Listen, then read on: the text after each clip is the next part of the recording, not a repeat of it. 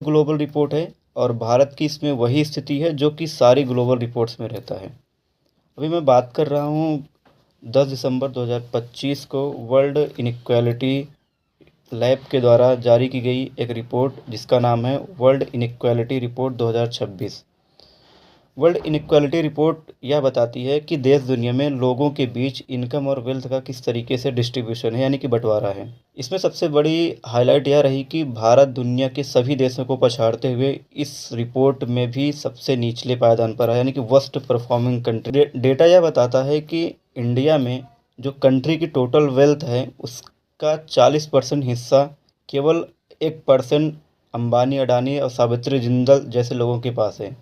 बाकी की जो 59% वेल्थ है वो 57% लोगों के पास है जो कि मिडिल क्लास से बिलोंग करते हैं।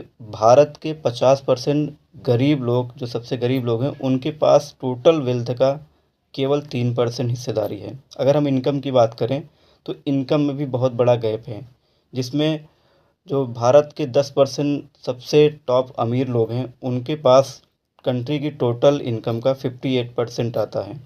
बाकी 40% जो मिडिल क्लास लोग हैं उनके पास टोटल नेशनल इनकम का 27% इनकम होती है।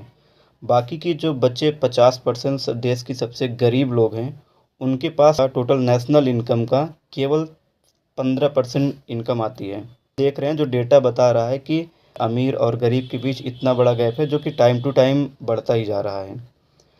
इंडिया में इनकम और वेल्थ इनइक्वालिटी को कई सारे फैक्टर डिफाइन करते हैं, जिसमें कि सबसे जो पहला और सबसे बड़ा फैक्टर होता है कास्ट एंड सोशल डिस्क्रिमिनेशन।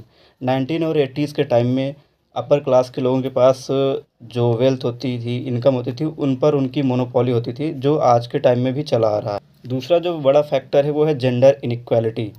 अगर इनकम की बात की जाए तो वुमेन की इनकम मेन के कंपैरिजन बहुत कम है, जिसमें कि अगर एक आदमी है हर एक घंटे का 100 रुपये कमाता है तो वुमेन हर एक घंटे का उसी काम के लिए वुमेन को सिर्फ 61 रुपये पे किया जाता है।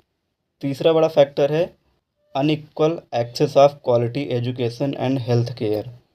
चौथा जो सबसे बड़ा फैक्टर है वो है लेबर मार्केट डायनेमिक्स, यानी कि 90% अनऑर्गेनाइज्ड लोग सबसे कम बेसिस पे काम कर रहे हैं।